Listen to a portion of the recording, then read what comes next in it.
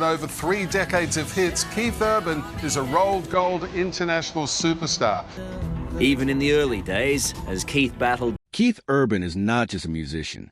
He is a force of nature, a virtuoso whose guitar strings sing with both elegance and fire. He is drug and alcohol addiction, their bond never wavered. Like so many of us, he was stranded at home this spring with the quarantine. It was a thunderstorm that swept through country music and rewrote its rhythm with heart, soul, and staggering brilliance. A man who turned raw emotion.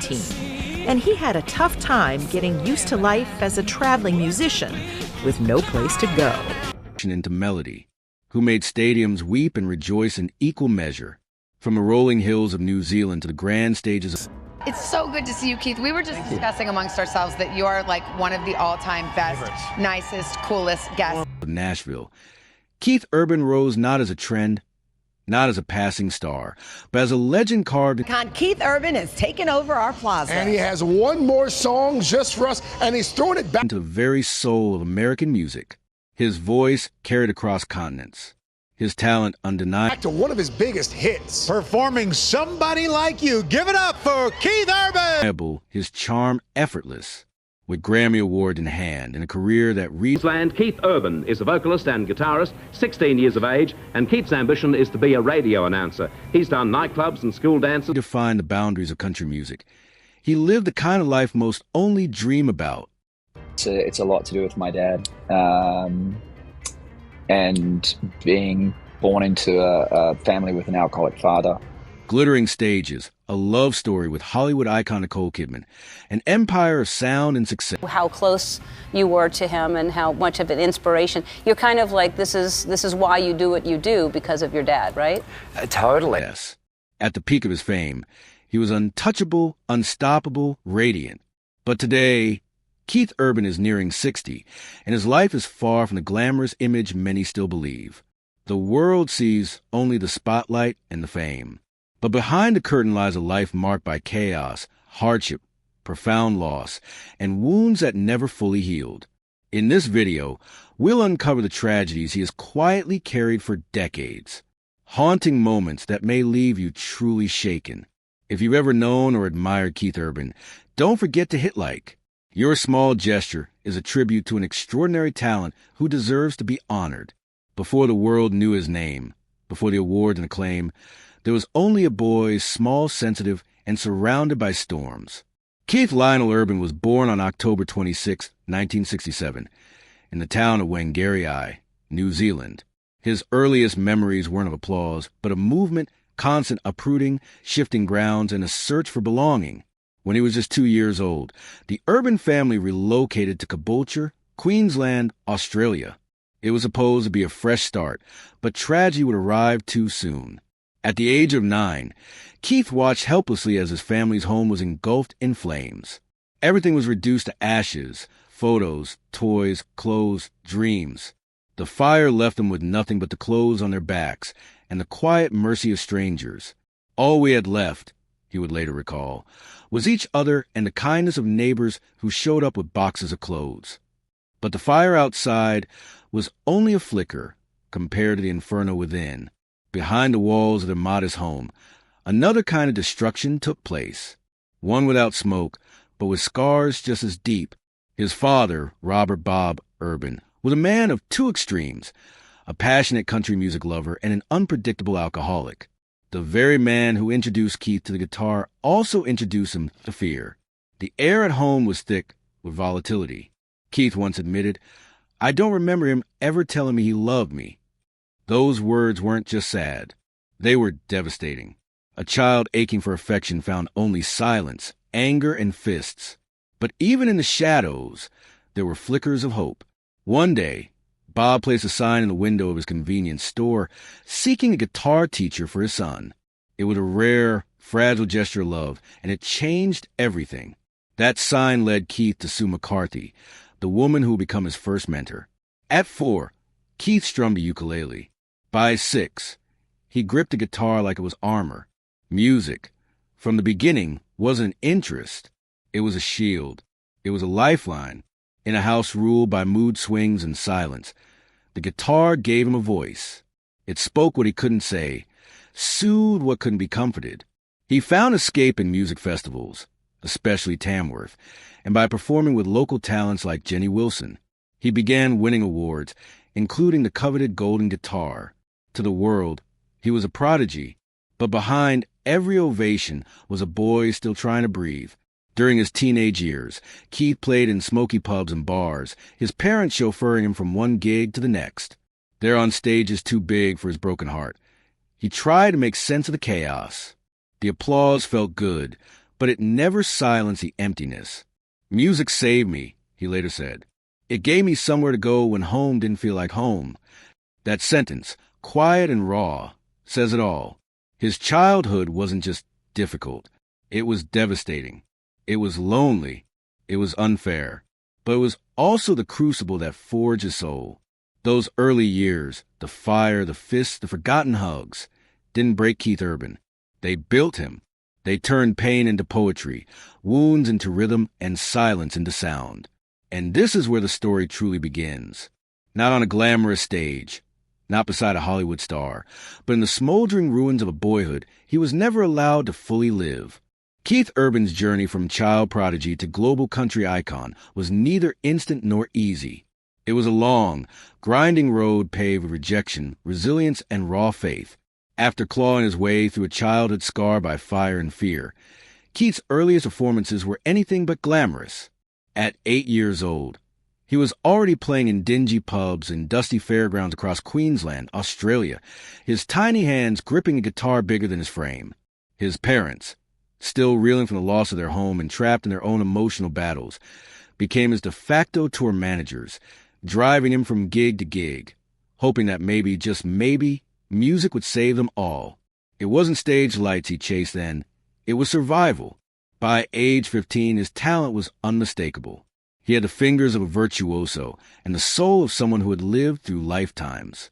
But despite early TV appearances on shows like New Faces in 1983 and performances with singer Jenny Wilson that earned him prestigious Golden Guitar Award at Tamworth, Keith's fame was confined to small-town stages and local admiration. His biggest stages were still far out of reach. Deeply inspired by rock legends like Mark Knopfler and Lindsey Buckingham, Keith began to blend country twang with electric fire, a sound uniquely his yet hard to classify. This uniqueness, while artistically powerful, made him difficult to market. Still, he persisted. In 1990, he released his debut album in Australia under EMI, but it was barely a blip outside of local circles. For most, it would have been enough. But Keith Urban wasn't most people. In 1992, he made a terrifying leap, leaving behind his home, his safety net, and any semblance of security, to chase his dream in Nashville, Tennessee. The move was less a relocation, and more an act of spiritual defiance. "I knew no one. I had no plan B," he would later say. Nashville welcomed him with indifference. Doors didn't just close. They slammed. He played background guitar for other acts, wrote songs that others would sing, and swallowed his pride more times than he could count. His band, The Ranch, formed in the mid-90s, showed promise, but fizzled commercially. Nights were long. Rejection was constant, and the shadows of his childhood traumas still lingered. "I remember thinking, maybe I'm not meant to do this," he once confessed. But he didn't stop. He couldn't. Music was no longer a dream. It was his oxygen. Every empty bar he played, every song he wrote for someone else, every call that never came, it all hardened his resolve. He wasn't chasing fame. He was chasing freedom. It wasn't until 1999, 7 years after arriving in Nashville, that he finally released his self-titled American debut album. And when the single, But for the Grace of God, hit #1, the boy from Queensland who played through trauma finally tasted the triumph he had bled for. But it wasn't just a victory. It was a resurrection. And it marked the beginning of a meteoric rise born not from luck, but from the furnace of suffering, and an unshakable would keep going when everything told him to stop. Fame didn't come gently. It roared into Keith Urban's life like a long-delayed promise finally kept. After years of grinding through anonymity and heartbreak in Nashville, the turn of the millennium marked a stunning pivot. In 1999, Keith released his first American solo album, and with the hauntingly honest hit, But for the Grace of God, he finally claimed his place on the U.S. country charts. It wasn't a fluke. It was a reckoning. The song's ascent to #1 signaled the arrival of a new kind of country star, one who fused grit with vulnerability, traditional twang with searing guitar solos. And from there, he didn't just rise, he exploded. In 2002, his track, Somebody Like You, dominated the Billboard Hot Country Songs chart and was later declared the biggest country hit of the decade by Billboard itself. The world had finally caught the sound he had carried with him for years, forged in pain, doubt, and relentless drive. But success didn't erase the scars. It spotlighted them. Keith found himself battling the paradox of fame, adored by millions, yet often feeling more alone than ever. Behind the scenes, he struggled with imposter syndrome and the remnant of a past that never stopped whispering that he wasn't enough. Yet, he pushed forward album after album. 2004's Be Here was a juggernaut, producing multiple chart toppers like Days Go By and Making Memories of Us. By now, Keith wasn't just a country artist. He was reshaping the very landscape of the genre. His blend of country, rock, and pop elements pulled a diverse audience, earning him critical acclaim and commercial clout. Tours sold out. Albums went triple platinum. But what the audience didn't see were the nights he questioned his worth, the days when old habits loomed dangerously close, and the endless pressure to keep topping himself. Award began to pile up. For Grammy Awards, 15 Academy of Country Music Awards, 13 CMA Awards. Each one was a testament to his talent, but also a symbol of the weight he carried. During this period, Keith also joined the panel of American Idol as a judge from seasons 12 to 15. It was a move that introduced him to an even wider audience, showcasing not only his musical expertise, but also his warmth, wit, and deep empathy for aspiring artists. Despite the global fame, Keith remained strikingly human. He spoke openly in later interviews about the surreal nature of success, how one could be surrounded by lights, cameras, and cheering fans, yet still feel like that lost kid from Caboolture trying to prove his worth. By the mid-2000s, Keith's success was no longer just artistic. It was financial. His albums sold millions worldwide. His tours grossed tens of millions of dollars, and he had become one of the highest-paid performers in country music. Television deals, endorsements, and a best-selling line of signature guitars added to his fortune, eventually pushing his net worth to an estimated $75 million. Through it all, he held on to the thing that had never failed him, music. It remained his anchor, his lifeline, and his way out. Every chord he played, every lyric he wrote echoed with the ghost of where he came from and the fire that kept him going. Keith Urban's rise to stardom was not a smooth crescendo. It was a series of hard-won peaks clawed out of the valleys of rejection and doubt. His success story wasn't about reaching the top. It was about surviving everything it took to get there. And just when it seemed like the darkness would consume him entirely, a light appeared. Not blinding, not loud, but steady, gentle, and transformative. That light was Nicole Kidman. Keith Urban had lived through fire, silence, and a loneliness that echoed inside glittering arenas. But it was her presence that broke the cycle. Their meeting wasn't just a romantic encounter. It was a spiritual awakening, the beginning of his redemption. While the world watched the glamorous couple fall in love, few knew that behind the scenes, Nicole was fighting for his life. And Keith, broken, ashamed, yet deeply moved, finally reached the hand that refused to let go. What followed was more than a marriage. It was a rebirth. They met in January 2005 at a Hollywood gala, an event teeming with stars and flashing cameras. But amidst all the sparkle, Keith only remembers one presence, Nicole. For Keith, it wasn't love at first sight. It was something deeper, something magnetic. Nicole Kidman saw past the fame, the music, the image. She saw the wounded man, still trying to heal. Keith would later admit that he waited 4 months before calling her, paralyzed by a mixture of awe and self-doubt.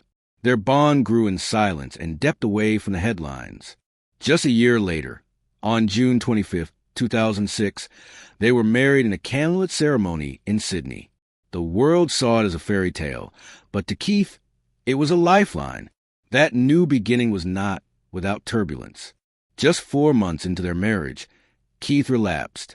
The demons he had hidden so well crept back in. The man who had stood on stage before thousands found himself drowning in isolation. In a courageous act of love, Nicole staged an intervention. She gathered close friends, consulted addiction experts, and confronted Keith with unwavering compassion. She made it clear this wasn't about control. It was about survival. He entered the Betty Ford Center in October 2006. But this time, something was different. He wasn't just doing it for himself. He was doing it for the woman who refused to give up on him, for the chance to build a life he never believed he could have. In later interviews, Keith described that period as a spiritual reawakening. "I truly began living when I married her," he said. And those words were no exaggeration. Recovery gave him clarity. Clarity gave him purpose. And purpose led to transformation. In 2008, they welcomed their first daughter, Sunday Rose, whose birth Keith called the most humbling moment of his life. In 2010 came Faith Margaret, born via surrogate. Fatherhood grounded him. It was no longer about escaping pain through music or substances. It was about presence, about love, about becoming the man he had once watched his own father fail to be. Nicole, an icon in her own right, stood beside him, not just as a wife, but as a co-survivor of his darkest battles. She didn't save him. She stood in the fire with him until he found the strength to walk out. Their love story is not one of perfection, but one of persistence, of showing up when it's hardest, of holding the line when everything inside you wants to let go.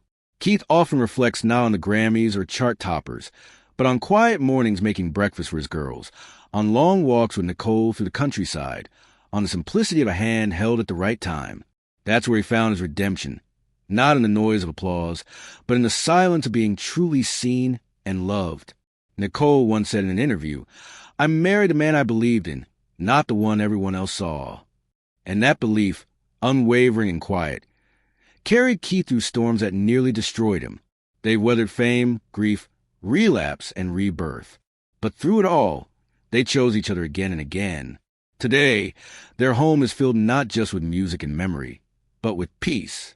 And perhaps the most powerful music he ever created wasn't an album or a hit single. It was a life he rebuilt with her, note by note, day by day, with honesty, with pain, and with love that refused to let him fall. Today, Keith Urban stands not just as a survivor of his past, but as a man who has mastered the art of peace and balance.